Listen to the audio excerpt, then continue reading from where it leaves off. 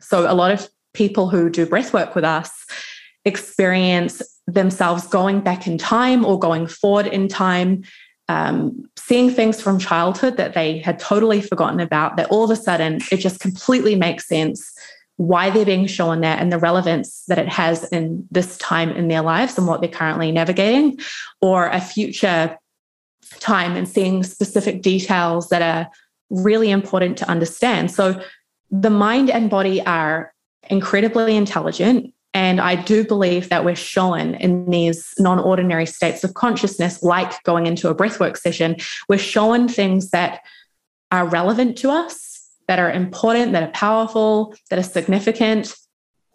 And we don't need to understand all of the mechanics of why it's happening to gain value from it, right? I think the best thing that anyone can do who's curious about breathwork is just experience it for yourself, feel it for yourself, and you'll understand the power of what can be revealed when you access a non-ordinary state.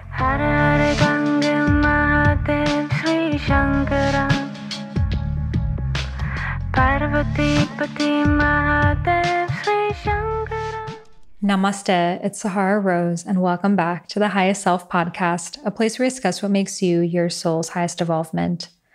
I'm really excited to share today's episode with you because this queen is seriously rocking this world. She is bringing breathwork to so many people, including many celebrities, including Megan Fox and Travis Barker and many others. And what I love about her so much, we met in Costa Rica a little bit more than a year ago, and it was like an instant soul connection, and we've become friends since. But what I love about her is she really keeps it real. Like, she has like full sleeves on her body. She has really cool style and channels the Arcturians and is extremely intuitive and deep and wise. And you get to really feel it all in this episode. And I got to say, since recording this episode with her, I've been really prioritizing my breathwork practice. It's something that I've been doing for years, but it wasn't a consistent, daily, non-negotiable to me until I did this episode with Hellé. And it was just such a huge reminder to me of like, wait, if I have this tool, why am I not doing it every single day? So I've been waking up every day just in my bed doing 20 minutes of my own breathwork practice, 20 minutes including 3 rounds of breath with breath holds and a meditation at the end. And oh my goddess, I've never felt so good. I feel good. Na, na, na, na, na, na. I knew that I would. Na, na, na, na, na, na, na. I feel nice. That's my Shakira voice, like sugar and spice.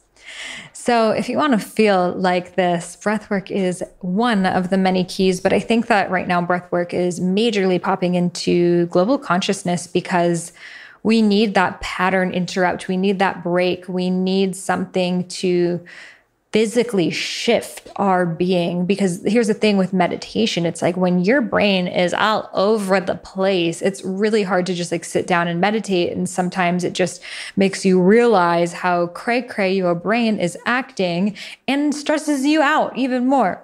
I've spoken about my struggles with it on the podcast many a times, and breathwork has been that thing that allows me to meditate without even trying. Like, it removes the, I'm trying to meditate, I'm trying to not think, I'm trying to clear my mind. And it just allows me to just be and to feel. And honestly, I've had full-blown orgasmic waves move through my body from doing breath work. And it is just such a powerful practice, from releasing trauma to opening up your intuition to even opening up the codes to channel. And we go there all the way there in this episode. So the first half of the episode, we really dive into trauma, the difference between big T, little t, and how breath work helps. Then we dive into intuition and channeling. So one of the things that Hellé and I really bonded on when I first met her is that she channels the Arcturians, which are an intergalactic group who are here to share messages of consciousness with humanity.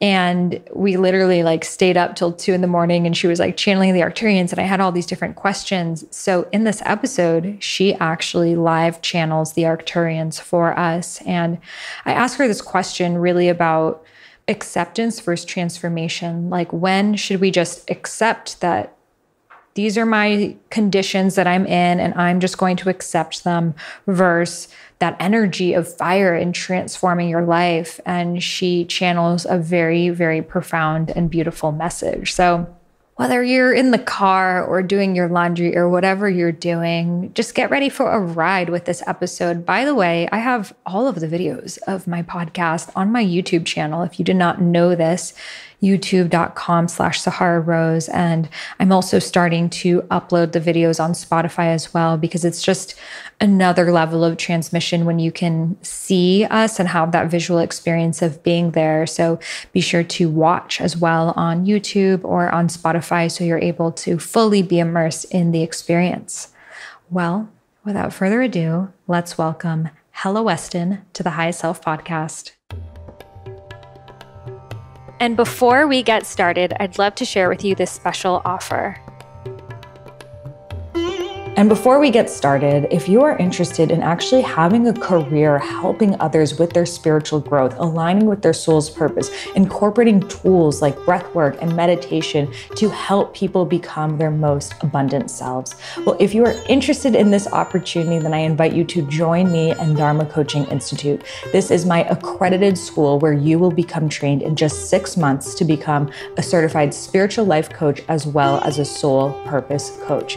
We teach you everything you need to know, from how to coach to how to sign clients, and many, many different Dharma frameworks that you can use, such as the Dharma discovery method and archetypes and so much more. So you'll actually know step by step what to coach people on, what practices to use, what frameworks for them to have the most incredible transformations. And we spend the last 2 months of the program teaching you everything you need to know on the business front. So if you're interested in learning more, head over to dharmacoachinginstitute.com. That's DHARMA, coachinginstitute.com. And you'll be able to learn more information and join our waitlist for when doors open back up this March. I am so excited to invite you inside. We've had such incredible success stories from our now 2 rounds of over 800 coaches that have trained with us. And I'm so excited to welcome you in. Again, head over to dharmacoachinginstitute.com to join the waitlist and learn more. If you are a health nut, but you're obsessed with really high quality, beautiful, and spiritual herbal products, then I know the perfect thing for you, and that is Anima Mundi Herbals. This company is truly game changing. They take herbology and do it in this really intuitive way where you're working not just with the herb, but the spirit of the herb. Now, some of my favorites are their golden milk with blue lotus, which is really powerful for lucid dreaming and opening up your intuition. Their rose, which opens up your divine feminine wisdom. Your Kuna, which actually boosts the dopamine, that happiness hormone in your brain, and so many others. I've interviewed the founder, Adriana, on my podcast twice. She is a master herbalist and someone who I deeply love, respect, and resonate with. So I'm so happy to be able to share her products with the Highest Self Podcast audience. Trust me when I say, once you try them, you are going to be obsessed, and they make for wonderful gifts for others. So if you want to get your hands on some, head over to animamundiherbals.com and use code SAHARA for 20% off. Again, that's animamundiherbals.com, ANIMAMUNDI herbals.com with coupon code SAHARA for 20% off. And you can find that link in the show notes. Welcome, Hellé, to the Highest Self Podcast. It's so great to have you here. I am so excited to be here. The first question I'd love to ask you is, what makes you your highest self? The first thing that comes to my mind is integrity, being in connection with my truth, walking my talk, doing what I know I'm supposed to be doing, which means connection with my spirit and actualizing the guidance that's coming through every day. In the little things and in the big things.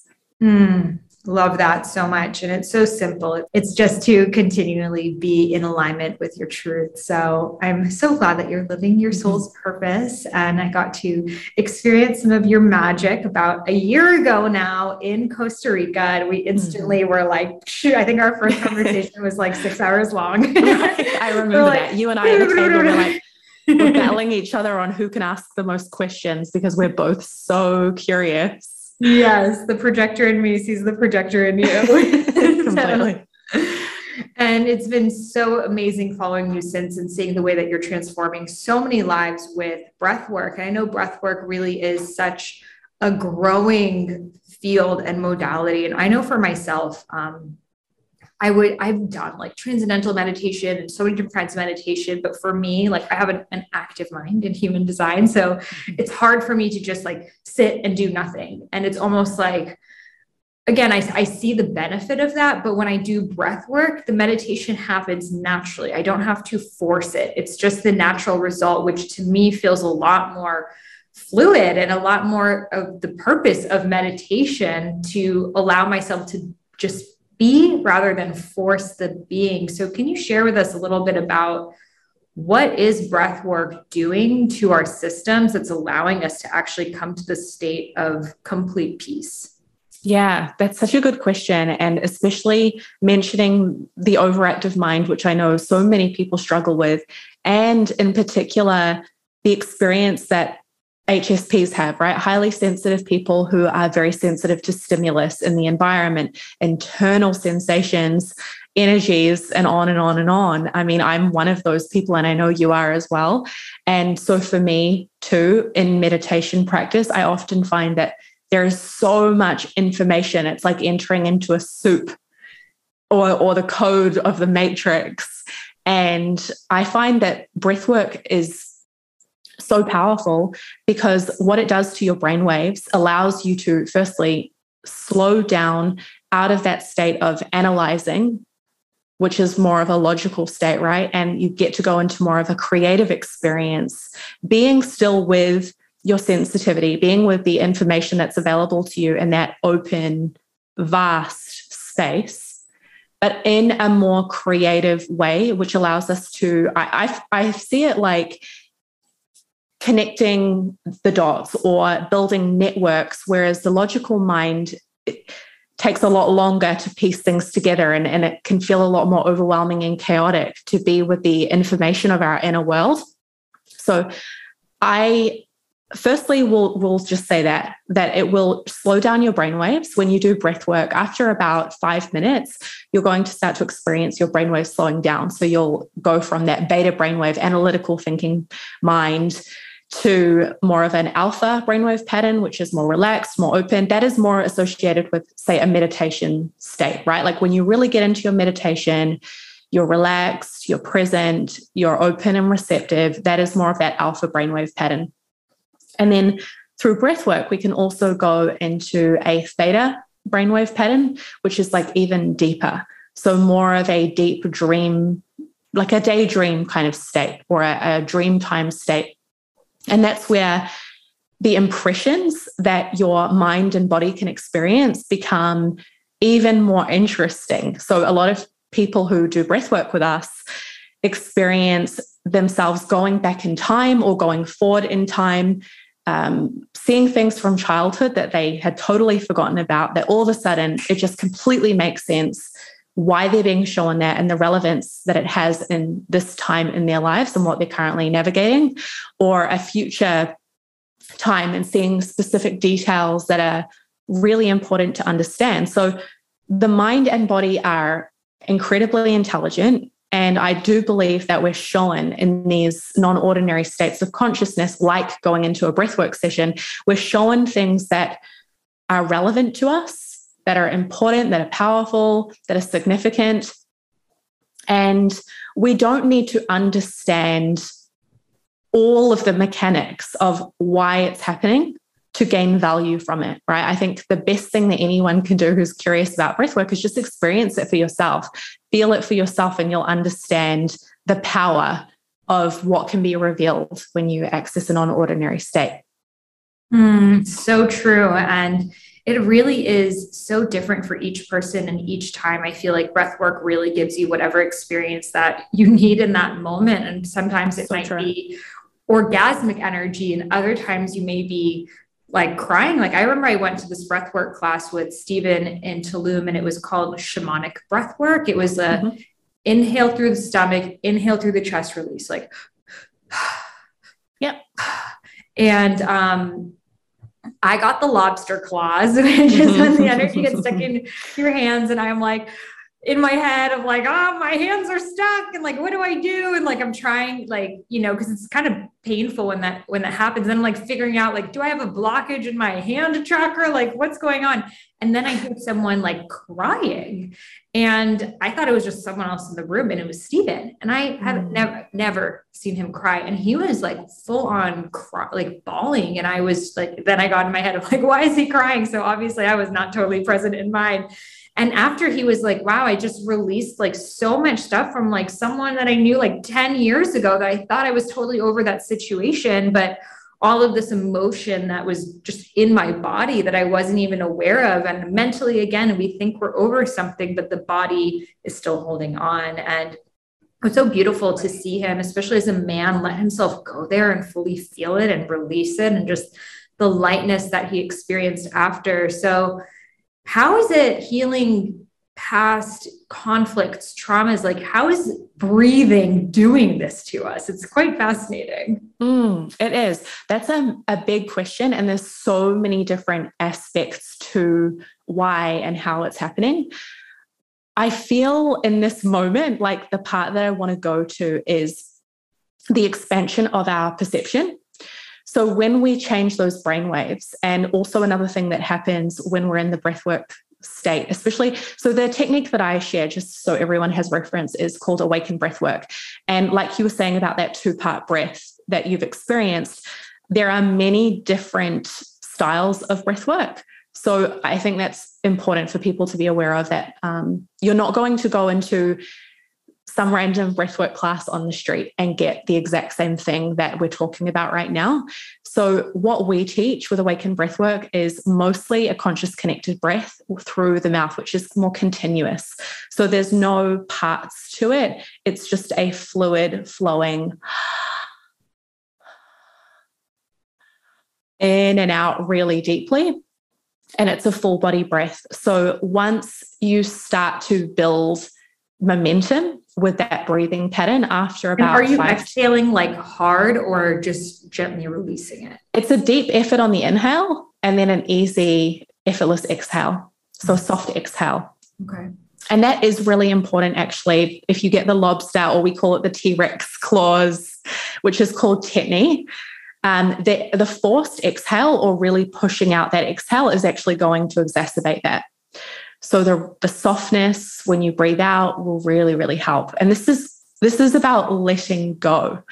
So the body and the breath, the mind, the body and the breath, they're all connected. So after we build that momentum with the breathing pattern, you're going to start to experience a subtle shift in how you're perceiving things. And then it gets stronger and stronger. And sometimes I describe this like, let's say if you have a coffee, you drink that coffee and there isn't like a lightning bolt moment where all of a sudden you're under the effects of the coffee.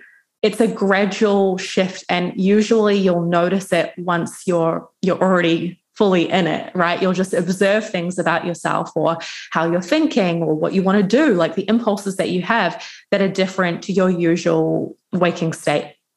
And it's the same with the breath work. So after about that 5 to 10 minute mark, you might just notice that your mind is going to places that it doesn't usually go, or there's tingling, buzzing, vibration sensations as well that are really present in the body that are building in intensity. And so that's a good indicator. Okay, something is shifting in my physiology and I am opening up to a non-ordinary state. And so in this non-ordinary state, you are going to see things differently. You're going to feel potentially more deeply. And there are going to be sensations that arise in the body that in your daily life, maybe they are so stuffed down, out of the way, your body holds itself in certain positions that prevents you from consciously realizing that that pain is there, or there's that creative energy there, or that, like you said, that orgasmic energy that's there and available. And so boom, it becomes available. Along with this, your limbic brain, which is associated with memory and emotion, is stimulated during this type of breath work. So I'll keep this as simple as possible for the listeners, but basically your limbic brain does not identify time in a linear way. The limbic brain perceives your life as if everything that you are holding on to is happening all at once.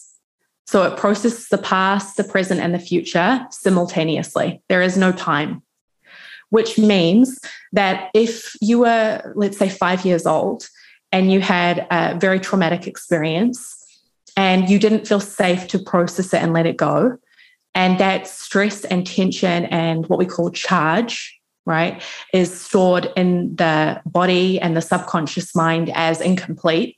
Like, oh, okay, I never had a chance to like really move through that, to feel that, to find safety again. Then your limbic brain is still probably highly likely going to be on alert, protecting you from that occurring again.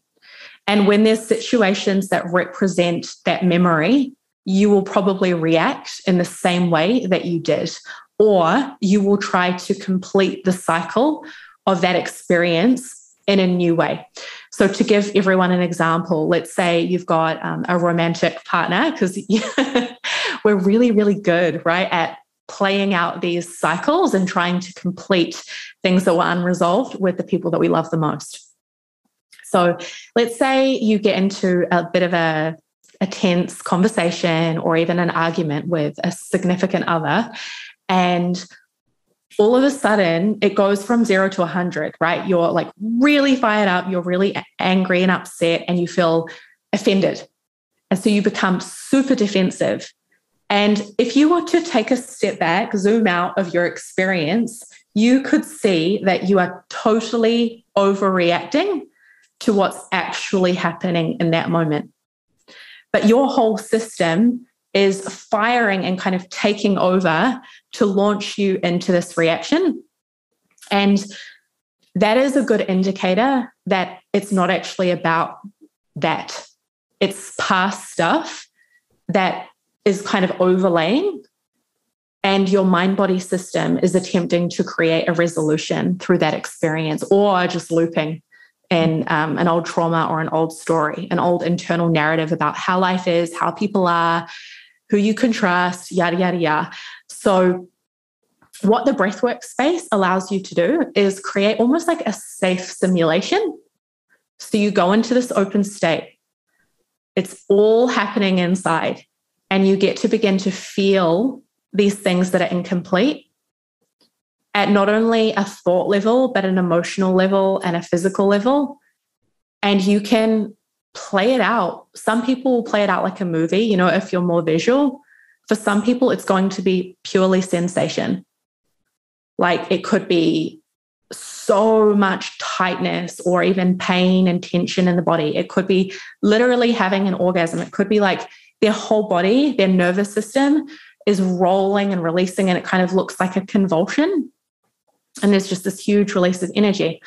And on the other side of that, it's done. So it's like we're collapsing time through the breathwork space so that the limbic system is no longer carrying and attaching to what's no longer here. We close it out, we complete it, and then we find ourselves here, now, more clear, more open, and free to live in the way that we want to.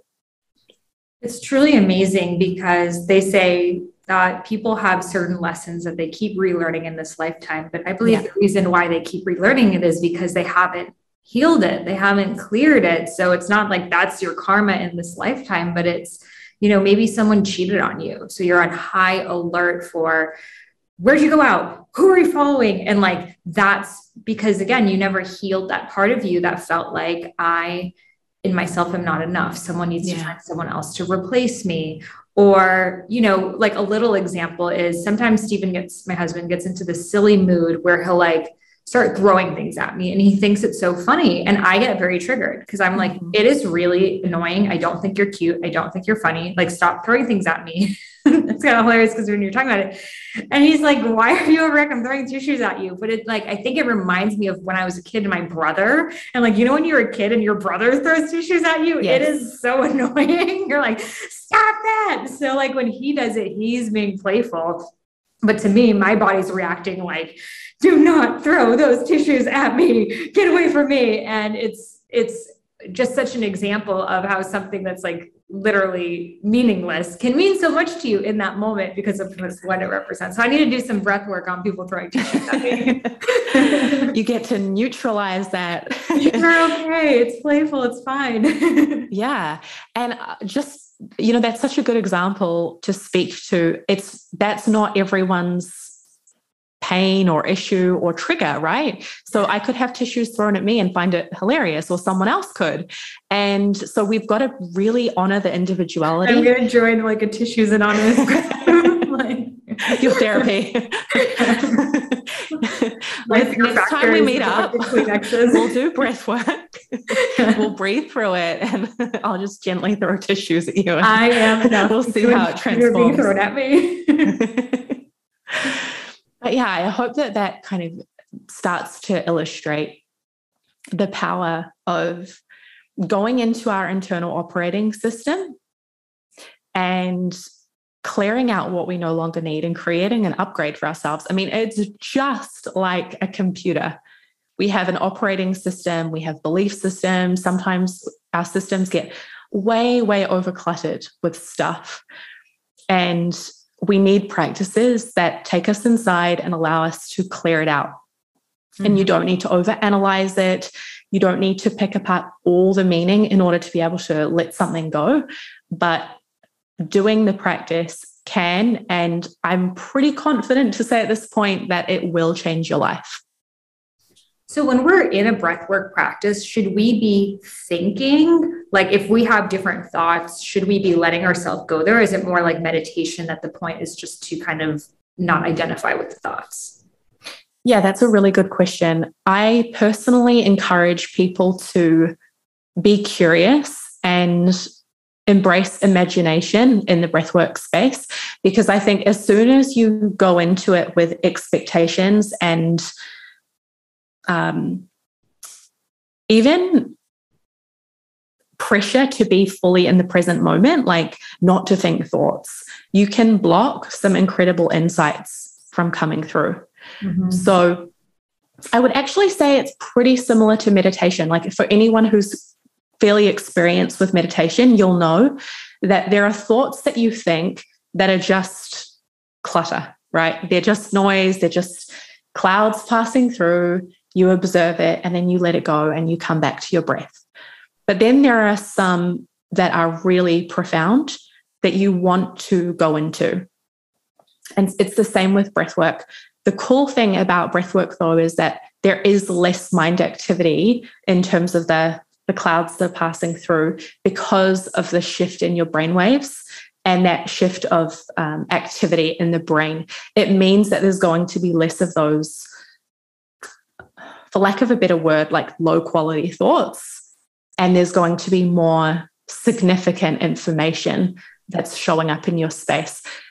And because everyone is so different, sometimes we don't have any wow, amazing insights coming through. And it's just sensations, or it's just being with your breath. And I feel like the best thing that anyone can do in that experience is just be with what is, like what is true in the moment, one breath at a time. Is your attention being called to be with the flow of your inhale and your exhale? Is it going to a certain sensation in an area of the body? For example, the tingling and buzzing in the hands. You can also ask questions, right? So you can ask your hands, for example, if there's that buzzing and tingling, what are you here to show me? Or go into the sensation and feel it with curiosity and go, okay, does this sensation have a color? Does it have a size? Are there memories? that are connected to this feeling? Is there an emotion here? I mean, there's an infinite number of questions you can ask that will take you into the journey that wants to unfold. And I feel like that's what happens when we evolve and get more comfortable in our consciousness, that when something happens like the lobster claws, or you might be going through an anxious or kind of like a bad trip or something, instead of being like, get me out of here, like I need this to stop, it's you start to question, you start to get curious, and you start to dive deeper into it, because oftentimes that thing is there. It's like the boulder, and you move the boulder and it's like, whoa, like the cave of consciousness. So I feel like when we evolve, we stop trying to stop the moment things get uncomfortable, but actually like lean and open up further into it. So I love that you shared that. And a question that I have that happens to me all the time is my mouth gets very dry when I'm doing breath work with the mouth open. So do you think we should stop and like swallow, or that's kind of interrupting the flow? That's what I usually suggest.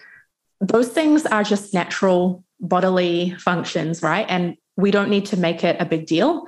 I find just, if you need to have a bottle of water beside you, I always encourage my clients to drink a lot of water, both before, during, if they need to, and then after the session, because as you're breathing through your mouth, I mean, we only have to hold like a pair of sunglasses up to our mouths and go to realize that when we breathe out, there is water vapor there. And so if you're dehydrated, swallow, that's going to help produce saliva. Take a sip of water if you need. It's all good. And what do you think about nasal breathing and breath work versus mouth breathing? Because I've heard kind of different schools of thought of like breathing through your nose is like more soothing for the nervous system, but then I've heard you can't get as much oxygen in. So that's why like holotropic breath work, et cetera, are with the mouth. So what is your take on this? Yeah, for anyone listening, I do want to clarify, I'm glad that you brought this up. In everyday life, please breathe through your nose. In and out through your nose is the best way to be breathing. The reason for that is you have all of the right filters through your nose to live your life in a healthy way and ensure that you're not breathing in unnecessary stuff, right? The body is designed so perfectly like that. And as you said, the nose breathing is more associated with the parasympathetic nervous system. So what I recommend is if you're looking to really bring yourself down out of a highly stimulated state, let's say it's the end of the day, you're winding down for sleep, or you're very shaky and anxious, I would recommend doing slow, deep nose breathing. If you're wanting to go into more of a therapeutic experience, which is primarily the area of work that I do, we guide people to do supervised, which is important, supervised long form mouth breathing sessions for on average about 1 hour to an hour and a half. This is not something that you would want to do while you're driving or sitting on some sort of, like a platform or a concrete thing.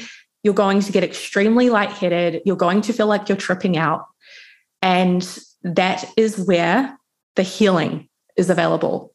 So I personally believe that psychedelic medicines, for example, psilocybin, ayahuasca, and so on, are important for humanity, for specific people who are seeking a deeper level of healing, especially healing trauma.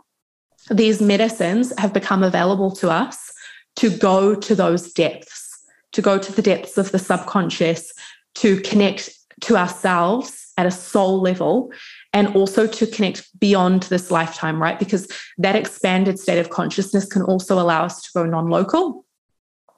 For that reason, I am wholeheartedly convinced that mouth breathing for a certain amount of time is amazing and important. And it's like everything is designed in nature for a reason. So why can we breathe through our mouth? Mm-hmm. And in every sacred text throughout history, there is mention of the breath. And so, I think that is my best answer on it. If there's anything else that you want me to riff on there, then I'm happy to.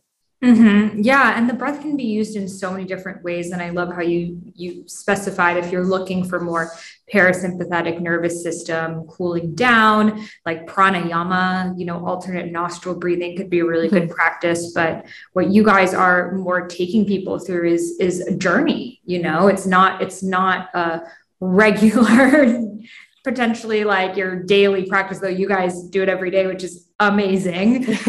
Well, to clarify as well, just briefly while we're on that, in short bursts, you can stimulate your sympathetic nervous system for energy, right? For energy, for creativity, for inspiration. And so in our daily practice, which is 5 minutes, we give that guidance that if you're wanting to give yourself a boost to start your day, maybe it's before a podcast, you want to be really in a good vibe, then you can do that mouth breathing for 5 minutes and it will just be like a natural boost of energy. Or again, if you want to cool yourself down, be calm, then you can do the 5-minute practice through the nose. So how similar is it to Wim Hof breathing? Do you guys also do the breath holds? Yeah, so I love Wim Hof's work. To keep it most clear and simple, I would say that Wim's work is primarily focused on peak performance and allowing people to boost their immune system, their physiology. Of course, there's tons of different benefits that come with his practice.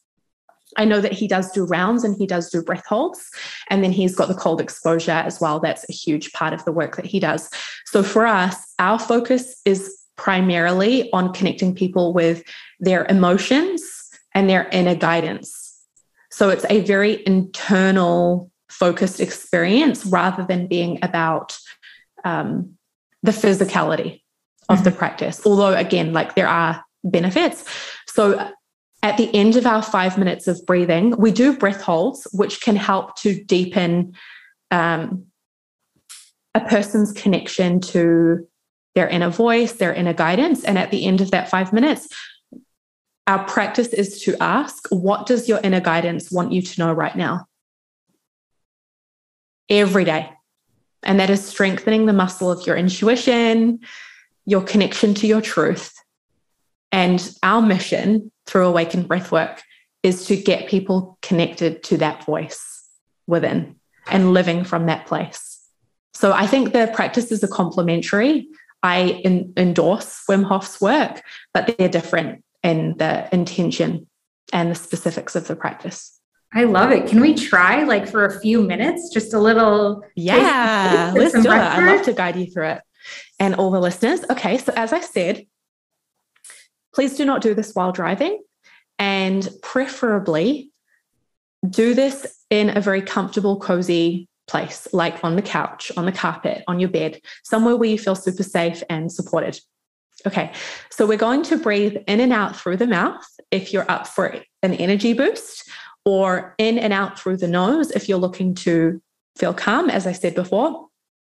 The breaths are continuous. So in our everyday life, we usually take a breath in and without realizing it, we hold for a little bit and then we breathe out and then we hold it for a little bit. So instead of doing that, we're just going to allow the breath to flow like a wheel.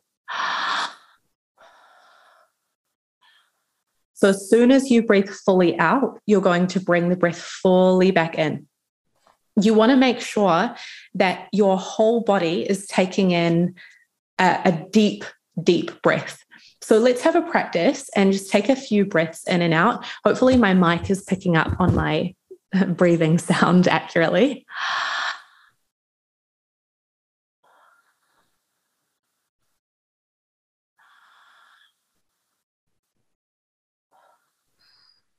So you can check in. Is your breath moving in your chest?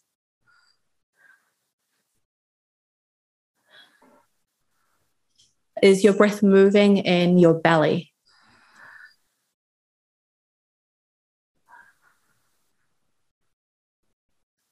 And then you can even place your hands on your sides, like on the sides of your ribs, and just check in. Is your breath moving through your sides?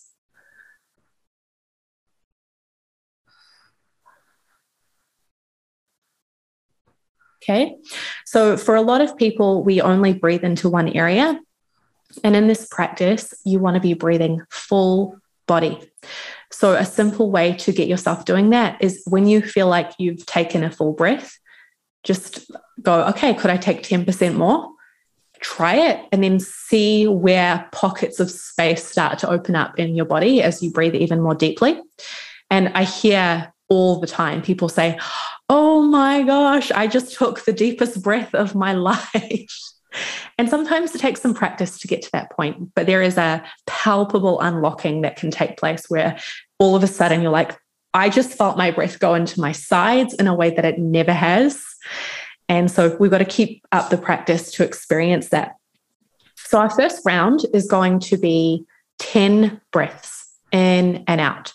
And on the 10th breath, you're going to exhale out and you'll hold for 10 seconds. Then we'll take a second round. We'll go for 20 breaths, and then we'll hold on the exhale for 20 seconds. And then we'll take a final third round. We'll go for 30 breaths, and then we'll exhale out. And at that point, you're just going to hold for as long as feels comfortable for you. And the point of this part of the practice is to feel and to be in the stillness, trusting that you don't need anything.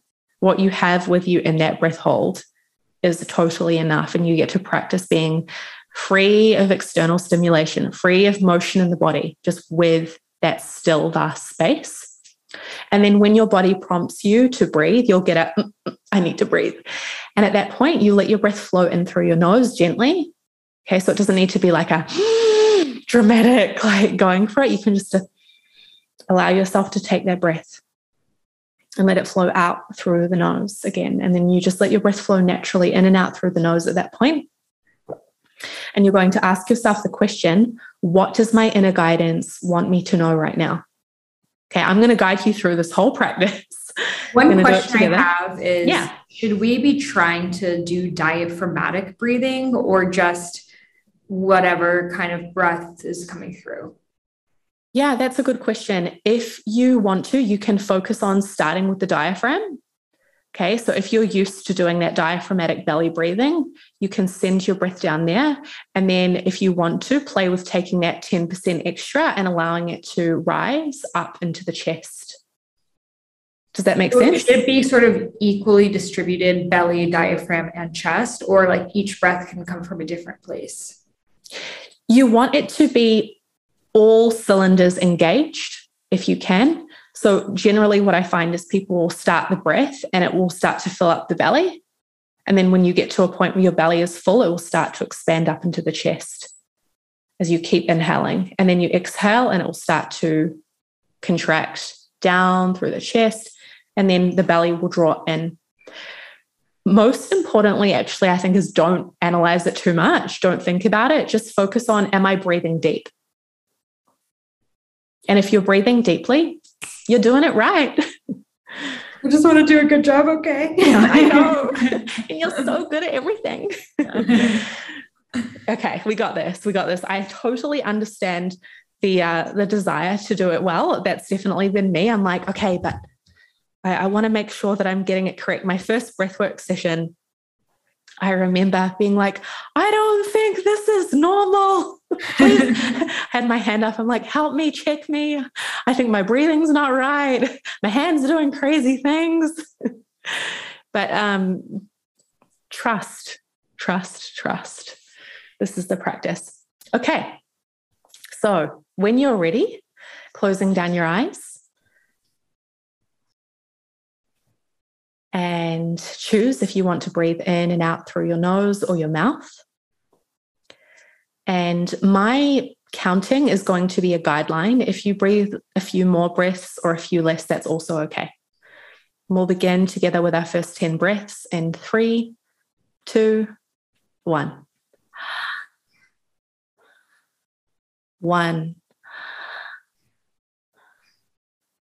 2, 3, 4, 5, 6, 7, 8, 9.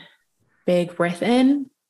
And when you exhale, hold for 10, 9, 8, 7, 6, 5, 4, 3, 2, and 1. Let's go for our breath.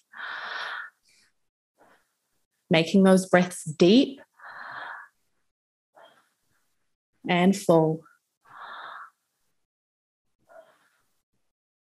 3, 4,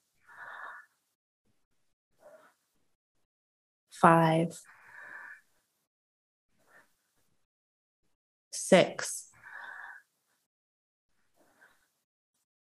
7, 8, 9, 10. Keep going. 11, 12, 13, 14, 15, 16, 17. You're doing really well. 18, 19, and big breath in, fully out and hold for 20, 19, 18, 17, 16, 15, 14, 13, 12, 11, 10, 9, 8, 7, 6, 5, 4, 3, 2, and 1. Final round. 1, 2, 3, 4, 5, 6. So you might be feeling tingling. 7, 8, 9. You might be feeling buzzing or vibration. 10, 11, 12, 13, 14, 15, 16, 17. We're over halfway. 18, 19, 20. Only 10 more breaths to go. That's 21, 22, 23, 24, 25, 26, 27, 28, 29. Big breath fully in. And then when you let it go, find your breath hold. And this is your opportunity to feel the space.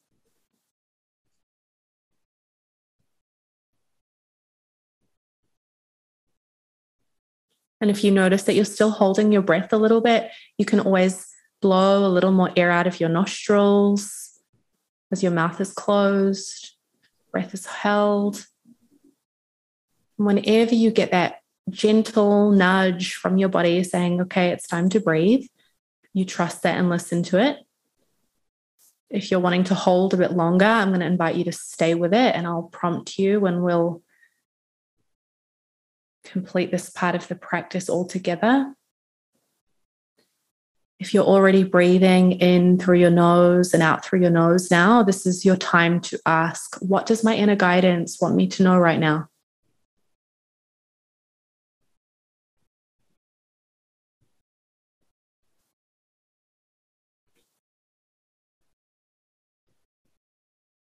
And as you ask the question, this is your opportunity to feel and pay attention to the subtleties of how your intuition communicates with you.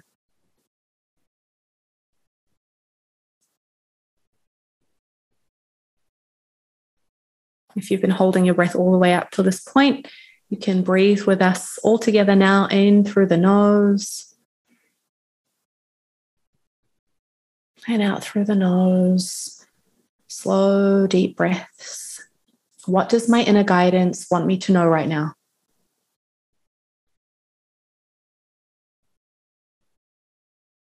You might see with your mind's eye. You might hear thoughts.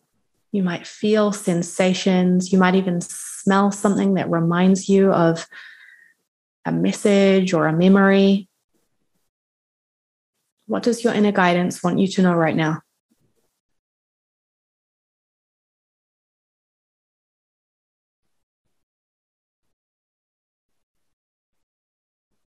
We'll be here for about 10 more seconds, letting your body relax, your shoulders drop.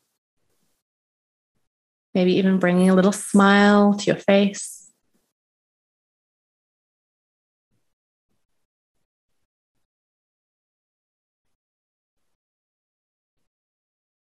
We're all intuitive.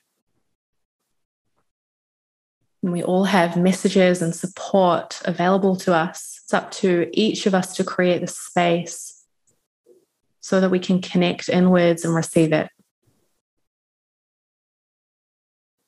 Okay, now bring your awareness to your sensations in your body, maybe the clothing on your skin. And when you're ready, you can blink your eyes open. And here we are. So that is called Awaken Daily. We'll take a quick break so I can give a shout out to our sponsors. Okay, do you know what I'm literally obsessed with? Like, this is the thing that I travel with, I tell everyone about, and I'm so grateful that they sponsor this podcast because I literally would just spend all my money on them, even if they weren't my sponsors, and that is Organifi Gold.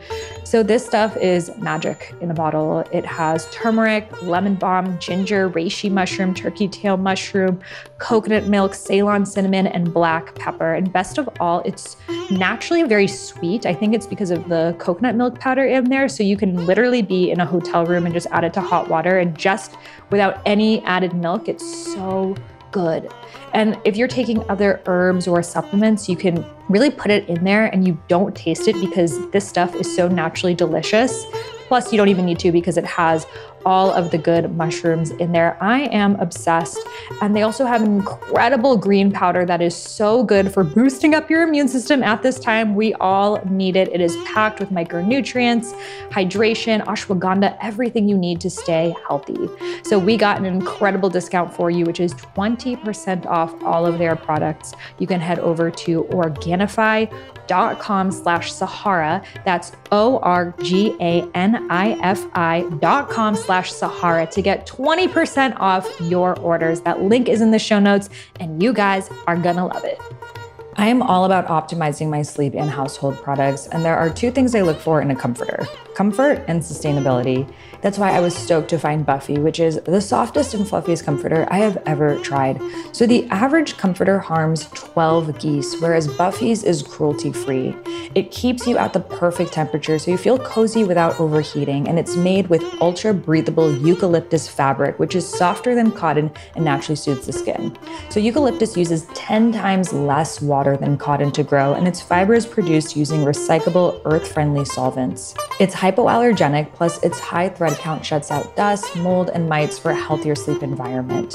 The inside fill of each comforter is made out of 100% recycled water bottles that are transformed and given a second life as a super fluffy comforter. I mean, like, why not? Water bottles deserve a second chance. So if you're interested in giving it a try, Buffy offers a free trial of your own comforter. And if you don't love it, you can return it at no cost. Head over to buffy.co. Again, that's buffy.co, and use coupon code Sahara for $20 off. You can find that link in the show notes. So beautiful. And every time I do breathwork, I'm like, why don't I do this more often? It feels so good. And and I have a couple of questions that came up for me. So my first question is, if we want to hold our breath for longer, should we be pushing ourselves to how long we can hold our breath, or there's no benefit really to that? Because when you were like, oh, you can breathe, I'm like, oh, I feel like I can hold my breath longer, but I'm like, do I need to? Is that like my ego talking, you know? Yeah. So in your daily practice, when you're on your own doing it, if you want to hold your breath longer on that last hold, then absolutely you can. There's lots of benefits to doing that. I think when you get the nudge to breathe, you can just, check in, take a moment to ask yourself, okay, could I hold it for 10 seconds more? Could I just take a few seconds longer? Or am I just truly ready to breathe right now? And maybe there's already some guidance coming through, and you're ready to connect into that and start breathing and just focusing on the inner guidance. So as I've said, this practice that we share is not so much about performance improvement as much as it is about listening and self-love and acceptance and creating a relationship with yourself where you can trust the impressions that you're getting. And sometimes, like you said, the ego can be talking, or the ego is not just the part of us that wants to push on longer. Sometimes the ego is the part of us that's like, oh, I can't be bothered. And so when you're in the breath hold, that might come up, and you get to just take a moment to check in and go like, okay, just going to double check on that. Do I want to keep holding a little longer, or is this it?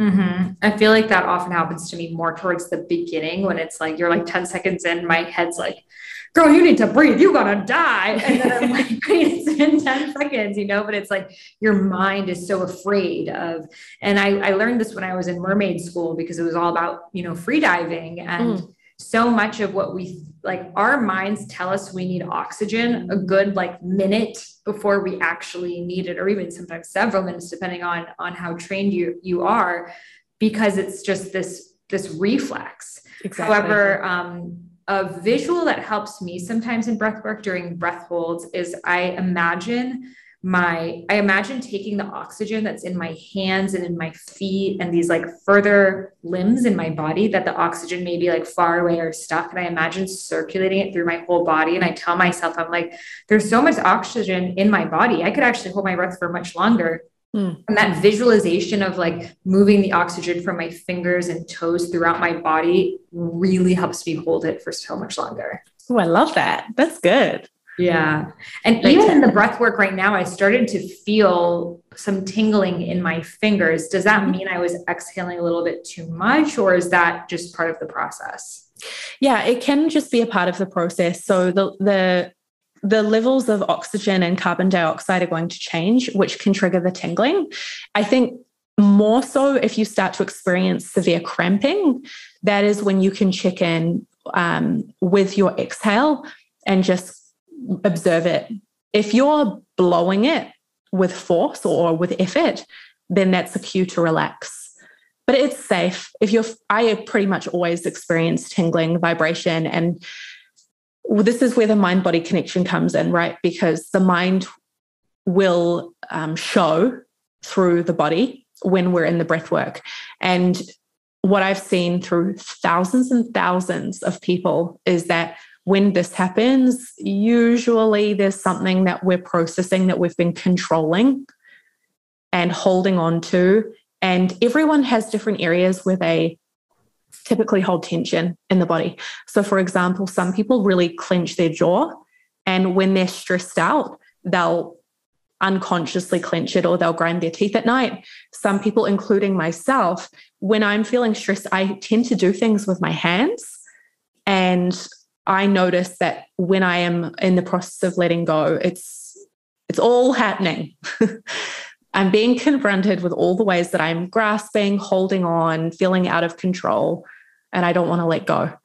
And you don't need to do anything to have that letting go take place except for breathe. It's a little bit like when you're getting a massage and the therapist will get into a place where there's some deep knots and it hurts, it feels really uncomfortable. You're like, I want to stop, I don't like it. But if you can stick with it and allow the unwinding to happen, this will just release on its own. So beautiful. And it's interesting because whenever I do breath work or meditate, I see the color purple, like very, very luminous. And right now is like a purple triangle.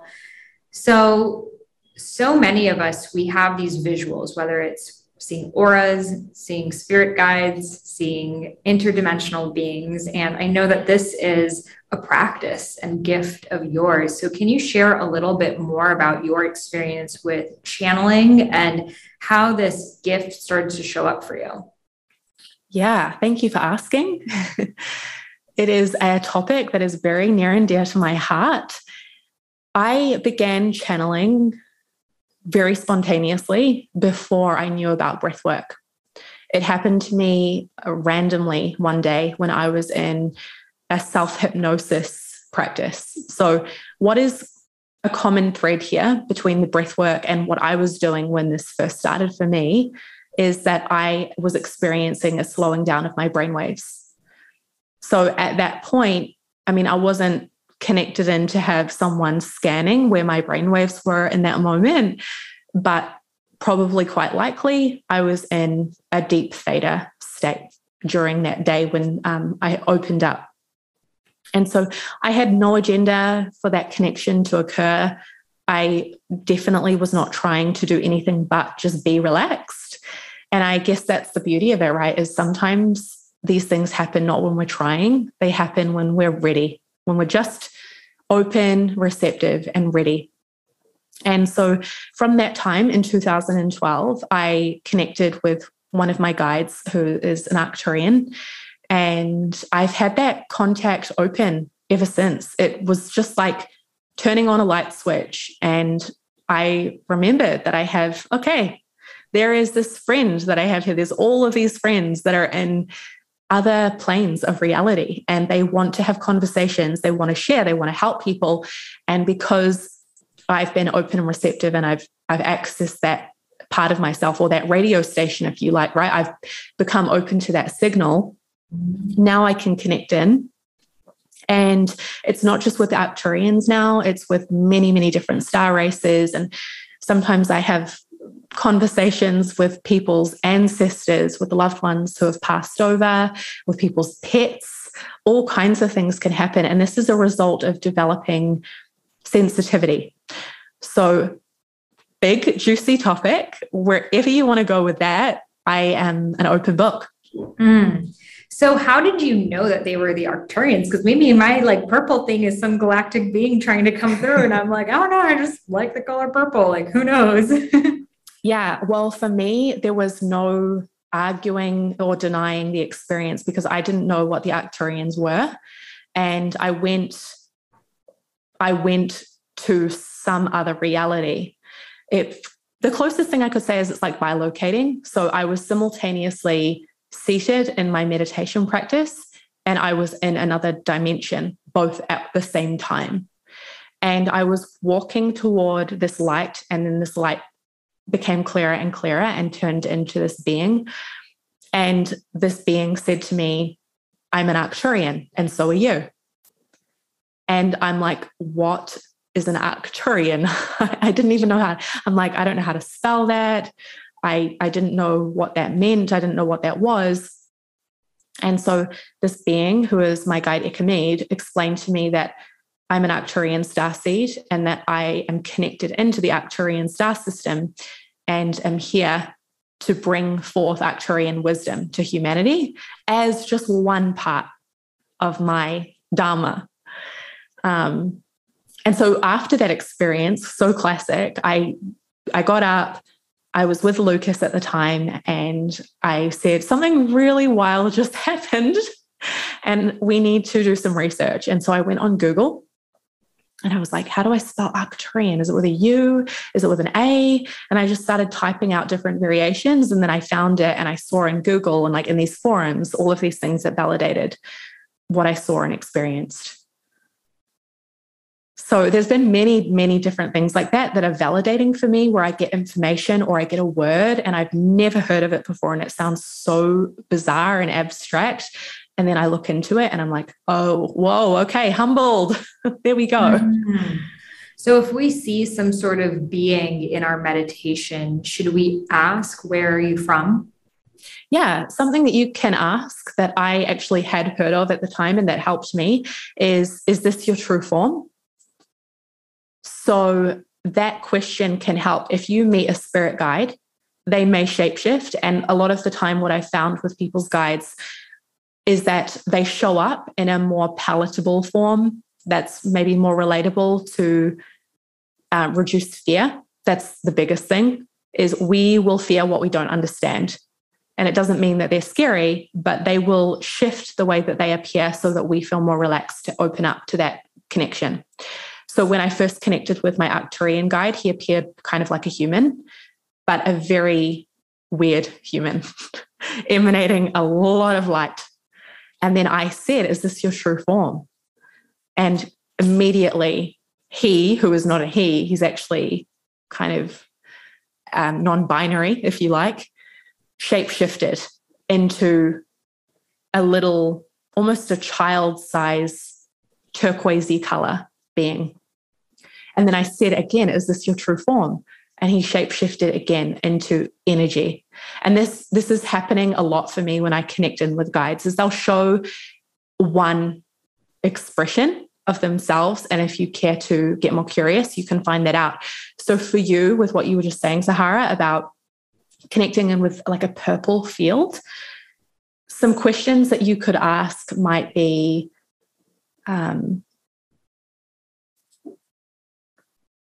there's so many questions you could ask. Where am I? Why is this appearing to me? Is there a form that this purple could take that would allow me to understand it more deeply? And just by asking the question, you engage that free will, right? The curiosity, and it could change in an instant. 1 second, just by you being willing to ask the question. So I would approach it with curiosity. Yeah. Yeah. I thought that everyone saw purple when they meditated. I'm like, oh, it's just like your third eye's opening and you see purple, but I'm like, oh, I guess not. Or some people do. So that's so fascinating. And I'd love to know a little bit more about what is the Arcturian frequency? What is their message? What are they here to share with us? Mm-hmm. From my experience, the Arcturians are pretty serious. It's a very straight down the line agenda to help humanity to awaken. And since the beginning of my contact experiences, they've been very clear that it's not about them. They are here to help us to evolve to where we need to go as a collective, as a species. And they're very direct, very unemotional in the way that they provide guidance. So it's not going to be fluffy or full of different imagery or things. It's like, boom, here is why. And this is where you need to grow. This is where you have an opportunity. This is where your emotions are getting in the way. This is where you're creating separation. And so the biggest message that the Arcturians have been bringing through to me since day one, and it has not changed since 2012 till now, is that we have the opportunity to evolve exponentially by understanding the value of neutrality. And that we are so addicted to binary thinking. It's right or it's wrong, it's this or it's that, it's you or it's me. And actually, when we come into that neutral point, that's more true. And our emotions get in the way of that. And this is not to say that we shouldn't have emotions, because emotions are beautiful and can connect us into union as well. But when we're operating in a very binary state, we're not neutral. And that's where we get very clouded. And our emotions get entwined with egoic programming and behavior. And what the Arcturians invite us into is to find stillness, to find truth in more of that gray zone rather than the black and white, and to relax into allowing what is to be. So it's a very undramatic state of consciousness that the Arcturians have. For example, someone said to me the other day something like, do you think if we did this differently that this wouldn't be happening? And is that what these guides would want? And the kind of answer that the Arcturians would give is, if it's happening, then it's meant to be happening. And it is what it is. And it's up to you to meet it and to resolve the parts of yourself that resist what is occurring and resist the unfolding of your own consciousness. The flowering process is as valuable as the result that we're seeking. And so even here right now, in all of the dysfunction that's occurring on the planet, there is an opportunity for us to find neutrality in our perception and to see that this too is valuable. And this is the part of source flowering and experiencing itself like a huge geometric outpouring of information and possibilities. And who are we to judge that? Because it just is. Yeah. It's so interesting because basically every spiritual lineage, when you go to the highest level of it, meaning the highest dimension of it, it always it says the same thing, whether it's Buddhism, whether it's non-dualism, whether it's even Christian mythology and mysticism, or Jewish mysticism, Sufism, they're all really saying the same thing, which is this message of going beyond our reactions, our preferences, even all of our attachments, our constant dialogue in our heads of this is good, this is bad, this should change, and just coming to this place of acceptance, which is so hard for our human minds, especially when we're like, but I made my life better through my effort, so I should keep efforting. And what would you say is their answer to that? Because I think when I hear that, like, I understand it, then my brain's reaction is like, well, if you just accepted things as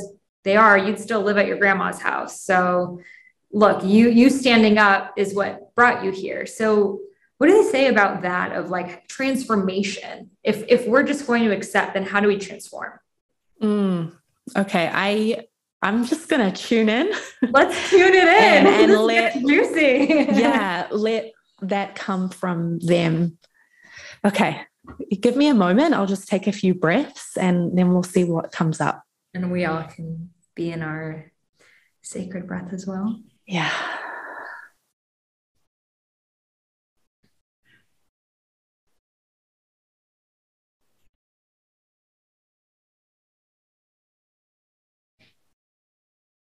Okay.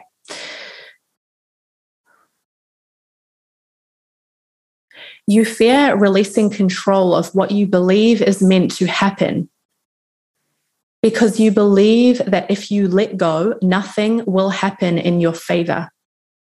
You believe that without your intervention, what has been created will begin to destruct. And so at the root of your fear of letting go is the fear of your own destruction.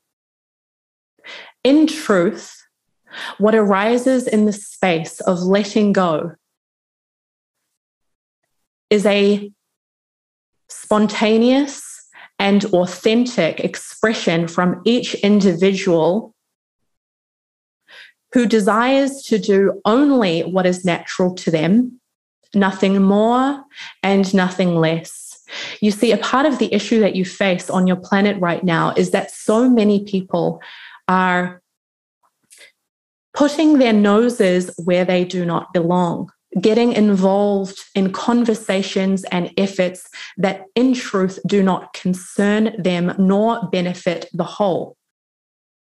When you let go, when you allow yourself to find neutral, what you will observe happening is that your creativity emerges in a more inspiring and effortless way.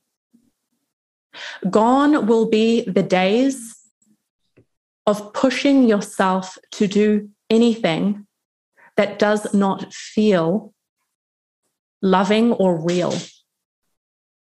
That is not to say that you will not do things that feel difficult, because there will be times where you feel called from a place deep within to do things that challenge you.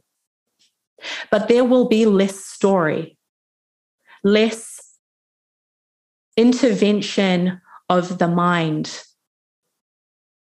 There will be less back and forth of should I or shouldn't I? Because what will arise will be from a deep place of knowing. And in this, there is less drama. Life becomes more simple for you. What many people crave on your planet right now is a simple life. The error that many make is attempting to create a simple life by seeking externally for solutions that only further complicate one's experience. You seek more information from outside sources. You seek more possessions. You seek more monetary gain and more control over others. If you were to let go, there you would find simplicity, because only what is meant for you would summon you into assignment. Nothing more and nothing less. And you would observe around you in amazement as spontaneously others who have chosen to surrender would be summoned in ways that you would not. And together, like art, you begin to co-create. When you fear your own destruction, you undermine the ability of others to surrender also. When you think yourself as better than or less than, you undermine the intelligence of the source that made you. The source that made not only you, but made others in the image of source also. You are all made in the image of source, designed to work together in ways that your mind cannot understand at face value. You see, there will be people in your experience who appear at face value to not be working with you in the way that you like. And if you are willing to let go of your ideas of how they should be or could be, you may find, it may be revealed to you, that the way they are working is working for you. Perhaps it is short term, perhaps it is long term. You see, source does not work with you only in the way that is convenient for you in this moment. Source will work to design a spiraling experience that will work with you across time and beyond it altogether. And so what appears to not be working for you, let's say at age 20, may finally click into place, revealed to you at age 80, to have been an essential aspect of your life experience, an essential contributor to who you have become. And so again and again and again, we invite you to let go of all of the ways that you think you know how life should be, including your politicians, including your friends and your family. Allow yourself the gift of relaxation and release. Allow yourself the gift of connecting into the deepest source of your Dharma, which is not your mind. It is your spirit and the space that you create through surrendering again and again and again.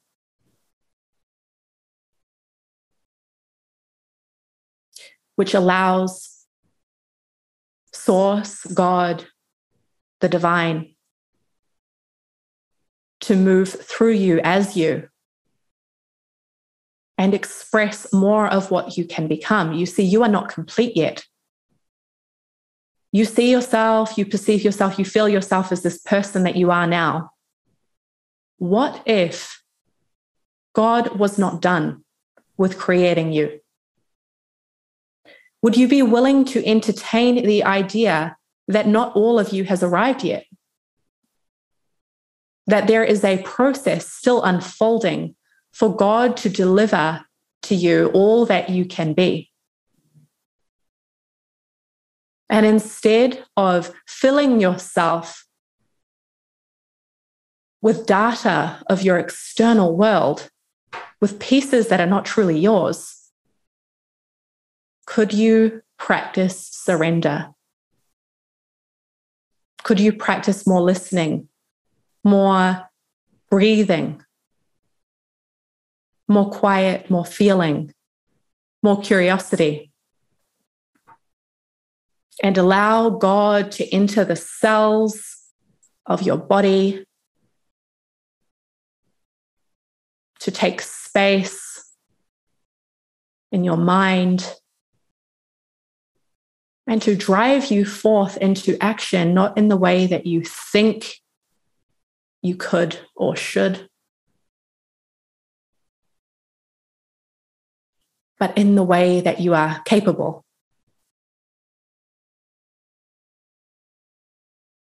And this is how a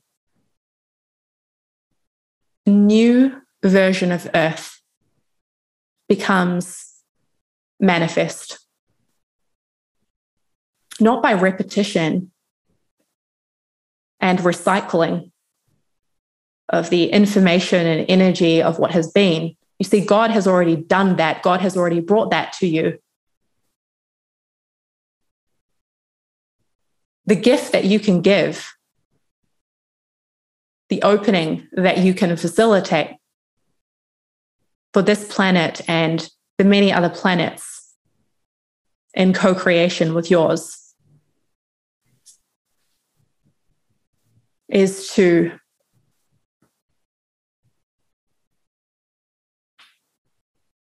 be a vessel of space. Be a stand for possibility and be open enough to deliver to yourself and to your fellow humans that which has not yet been. And we thank you, Sahara, for the initiation into Dharma that you facilitate for so many. The tools that you provide to drive individuals into connection with the deepest place within themselves where creation arises from.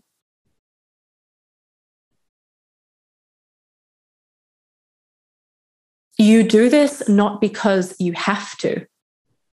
You do this because it is your joy and it is your life force driving you to do so. And so here we will close out the question with this answer, that whether you had to or not, you would, because it is the way truth moves through you. Thank you.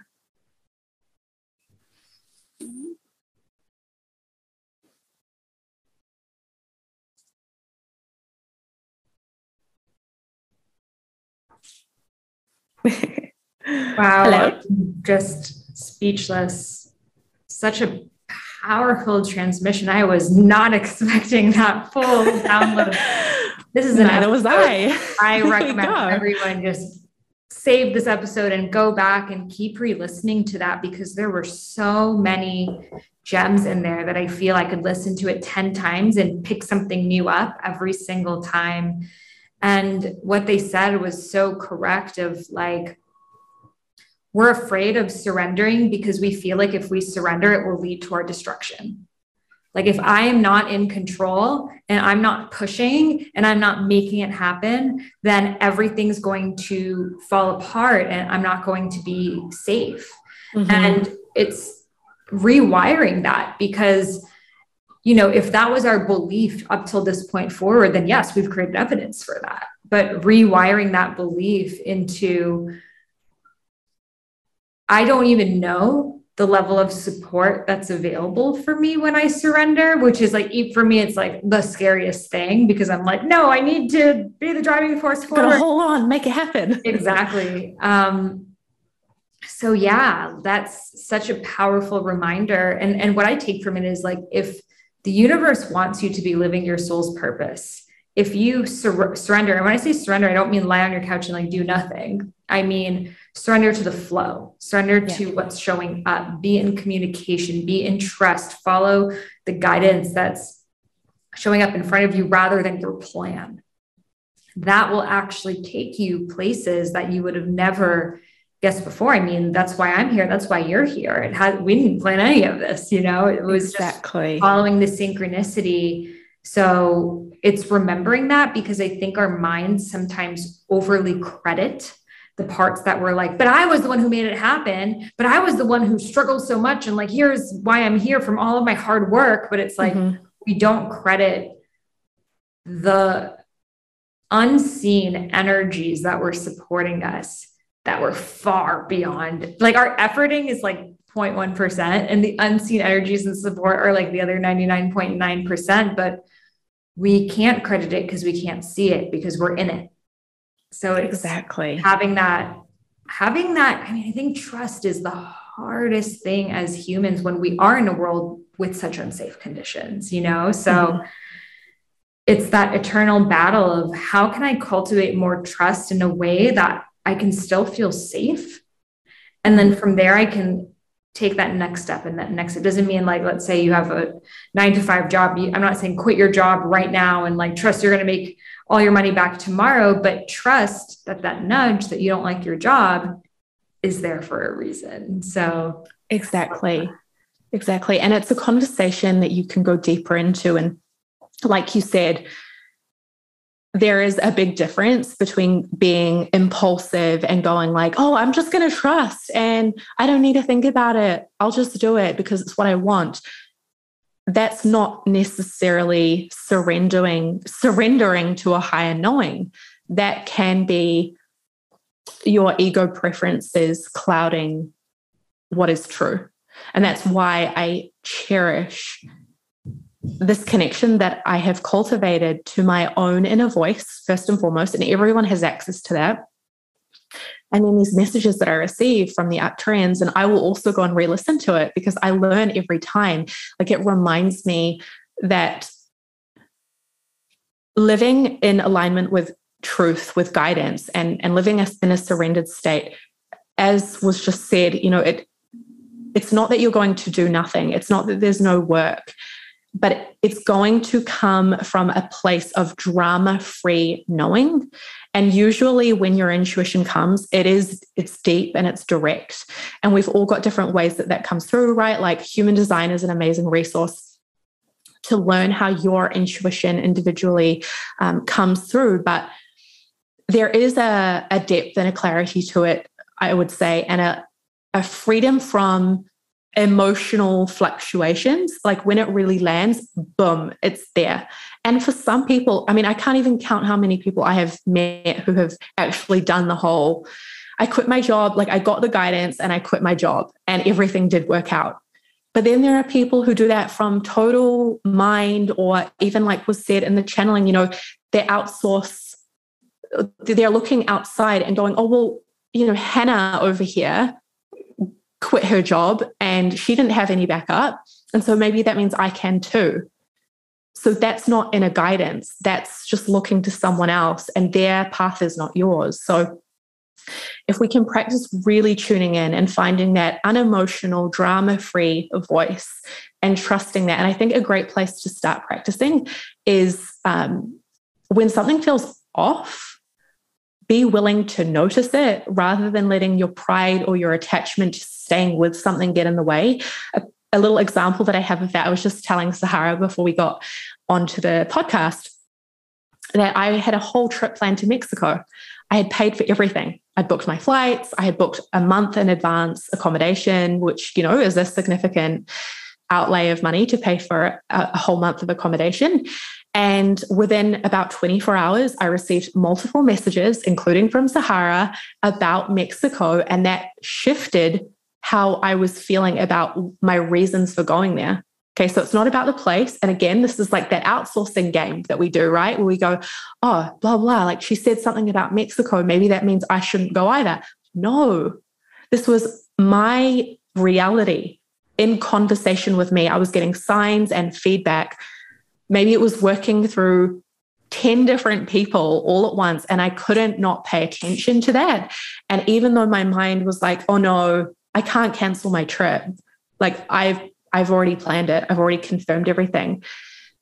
I know now enough to surrender my ideas of what I think I'm meant to do and to be willing to pivot and deeply trust that. And I have pivoted, and I'm sure you have too. I know you have pivoted like thousands of times over to fine tune the direction of my path. And sometimes I get an intuitive hit and I'm like, oh, cool, I'm going to do this thing.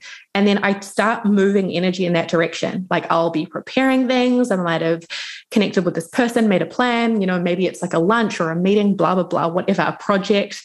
And I get like halfway and then all of a sudden it's like, okay, you're done with that. Go that way. And it's this zigzagging that can occur. But again, like when I look back, I can understand why that allowed me to go here even more prepared. And there were little breadcrumbs that if I hadn't gone into this certain direction with full intention of it happening and working out, then it wouldn't have given me what I needed. Hope that makes sense. So good. And the way that spirit even works through other people, that like, I remember sending you that voice note because you're like, oh, I'm going to Mexico. And like, most people, if your friend is telling you something, you're like, great, I'm so happy for you. But like spirit was like, just tell her this really intense information. Sahara, my fellow projector, I trust her. I'm going to just take that, sit with that. It's like your guides were working through me to tell you, to reflect it back to you. And it's just so powerful because it's like sometimes we are being that like angelic force for someone else and we don't even realize it. We just have a call to tell someone something and we don't know the grander schemes of the universe and how it's working through all of us. And exactly. I think another thing that you said in your channel, it was, something along the lines of what you want to do like feels good, but that doesn't mean it's not going to be challenging. And it made me think of, in my own journey of stepping into my Dharma, it felt good for me, the thought of being an author. I wanted nothing more than that. However, the steps that I had to take to make that a reality were like all of my deepest fears of letting down my whole family, not having any money, not knowing if I was going to make it, taking a giant risk, wasting all of these years of my life. But the desire was greater than the fear that I had for the challenges. And I think that's what a lot of people misconstrue. Like, for example, with Abraham Hicks, which I also love, but when they say, we're also galactic beings, when they say focus on feeling good, I think what a lot of us people who listen to it from their point of consciousness take it as is just like, oh, just satisfy your urges, right? Yeah. That's what makes you feel good. Mm-hmm. But what they actually mean makes you feel good, how I take it, is following what long-term will make you feel good, which is being truthful to yourself, which again, sometimes being truthful to yourself is having a difficult conversation or setting a boundary. But it's almost like when you have that knowing and you don't act on it, like let's say you have a realization that your relationship is over, you don't act on it, it gets louder and louder and louder and louder, that you think it's easier to just stay in the relationship, but it's actually a lot harder because you're now in something that you know isn't right for you. And I think for all of us, just having that trust that what is meant for us will feel expansive. It will feel energizing. It will feel good and fun and joyful. And sometimes we've built a stack of cards, that the things that were false are going to have to fall away for that vision to come through. Yeah, I've gone through many different experiences like that have felt like a death of an old identity. And again, the common thread amongst all of these different chapters of my life that have been guided by, we said it at the beginning, my higher self, right? Like it's that integrity. It's the deep knowing that it's the right thing to do. Even when it's hard, even when my mind, my ego, my insecurities, all of that stuff is like, no, you don't have to do that. You don't want to do that. That's not a good idea. You're not ready. Blah, blah, blah. There's still that inner knowing inside. And it might come through as a feeling. It might be a vision that just won't go away. It might be just a deep, deep knowing. It's going to come through differently for everyone. But when you have that connection to the neutral truth of what you're meant to do, you can only ignore it for so long. And I think this is something that I have gone into with the guides over the last few years a lot, is that everyone has a different breaking point and a different capacity for discomfort. And that goes not only for a discomfort in pursuit of a goal or alignment, but also a capacity to sit in the discomfort of an outdated reality. And one of the beautiful things about being a highly sensitive person on this planet is that when you're very sensitive, your tolerance for a misaligned life is low. Zero. Right. I'm not enjoying this conversation. Goodbye. Exactly. And so we have a gift and we get to lead right now in this huge shift that's taking place to a more authentic way of being, to go, hey, okay, I can feel so deeply that I can't tolerate that BS. And so I'm not going to tolerate it because I've already hit my breaking point. Like I'm done. I have to set the boundary and go this way. Whereas someone who is more numbed out and unaware of their own needs can tolerate really unaligned, uncomfortable, unsuitable situations for a lot longer. So we get to demonstrate what it looks like to be attuned to ourselves and then to take action in the direction of our truth. And that's really exciting. And it can be uncomfortable. Like I love that you talk a lot about HSPs on your podcast, because I think there's a lot of people who either want sensitivity, like, oh, show me how I can be more intuitive. That's so exciting. That's so cool. Or the other, which is I'm so sensitive. Help me. I'm so overwhelmed. And it's like these two groups are completely separate and we need to bring it together and go, hey, when you develop your sensitivity, your tolerance for your own misalignment is going to be really low. And that can cause suffering because it can be scary to have to boldly live your truth again and again like that. But ultimately, it's a gift. Oh, you're speaking the words out of my mouth, sister. Like it is so real. And it's funny because people around you might think you're being needy, selfish, maybe even cut off if you're setting a boundary, but it's just because the world isn't used to it. Exactly. We're so used to overriding our boundaries, overriding our desires, doing things for other people. And what that creates over time is further numbness, further disassociation to, like think about the times when you were a kid that your parents were like, you have to go to this party. And you're like, I don't want to. And they're like, you have to. So you're physically there, but mentally you're somewhere else. And I think from that, we start disassociating to, I don't want to be at this job, but I have to be. I don't want to be in this friendship, but I have to be. I don't want to be in this relationship. I don't want to be in any of it.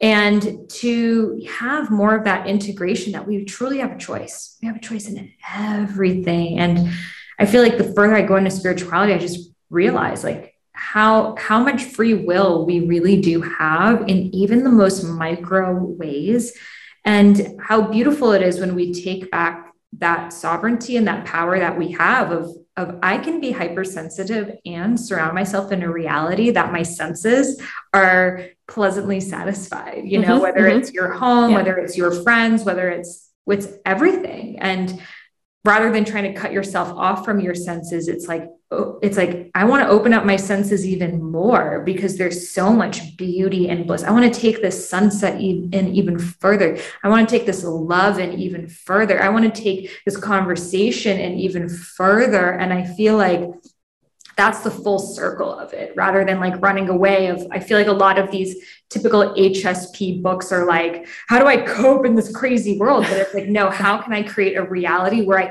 my heart can be fully open all the time? Exactly. Oh, I love that. That's so good. That's why what you're doing is just so important. It's a permission slip to go, okay, look, here is a blueprint. Here is full permission for you to be a sensitive and create a life that is like fertile soil for you.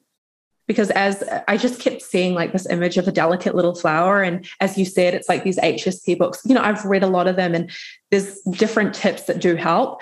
But my idea of a beautiful free life is definitely not to just stay at home and be a hermit and be like, I can't go to dinners, I can't go hang out with friends. And so this image of a little flower that's like, actually, I want to shine and I want to reach the heights and I want to absorb more of the light of the sun.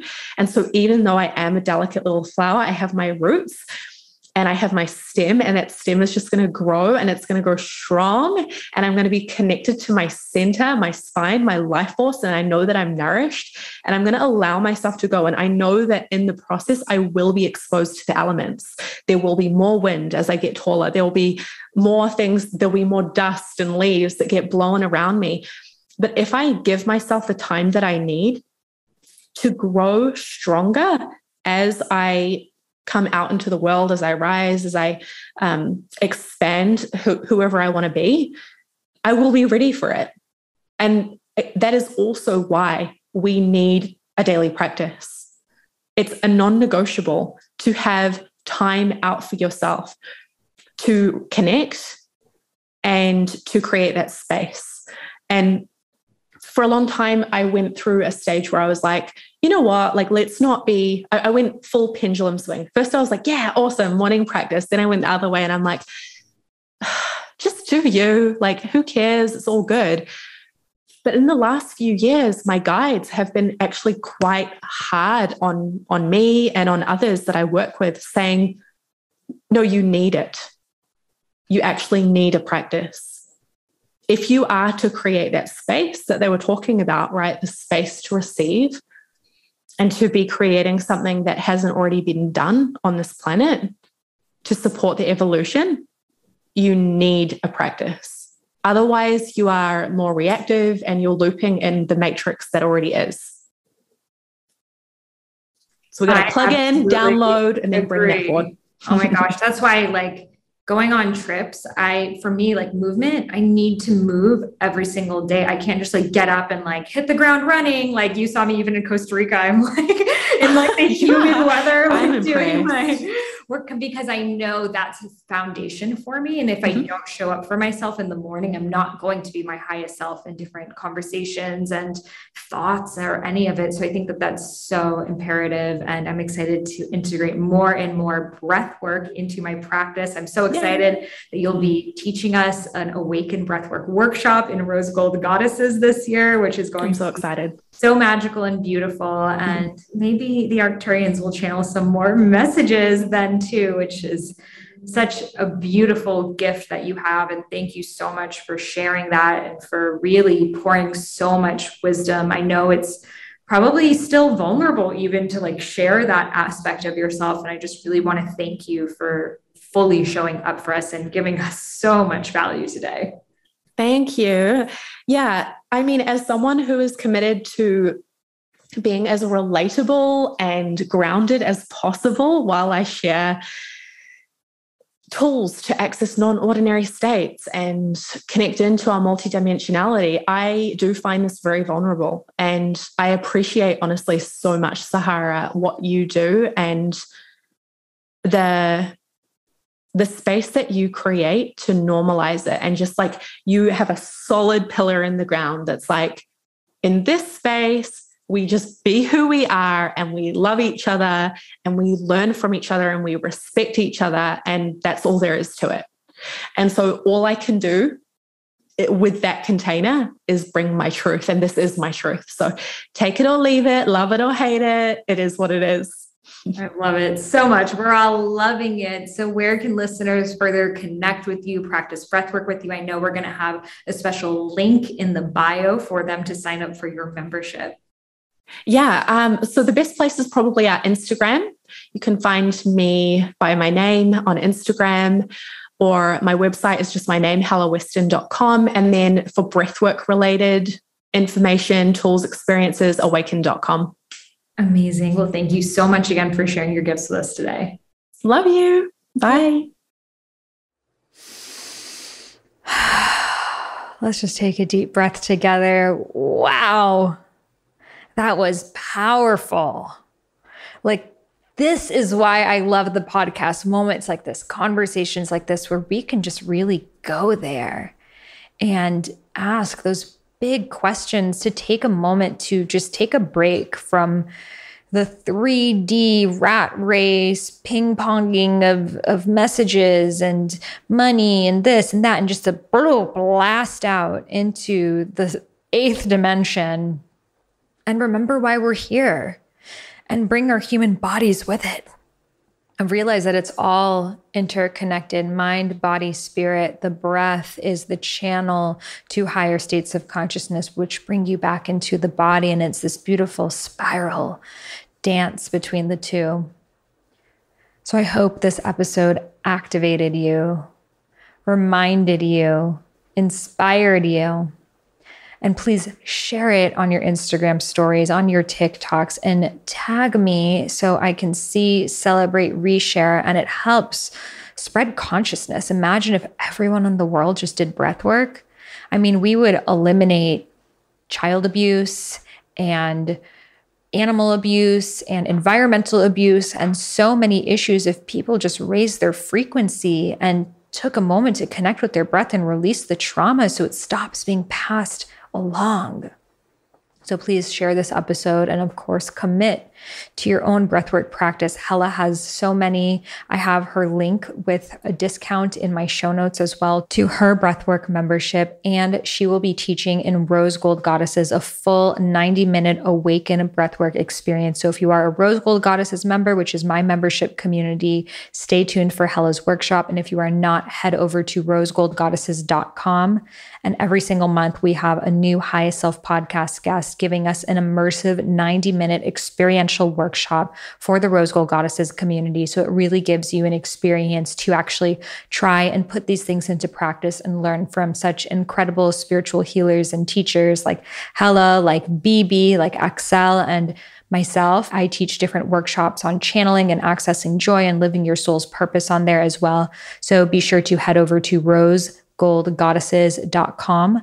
That link is in the show notes to join our waitlist for when doors open again. And of course, doors are opening back up for Dharma Coaching Institute, which is my spiritual life coaching certification. And we're opening doors back up again this March. So again, head over to dharmacoachinginstitute.com to join us there. And that link is also in the show notes.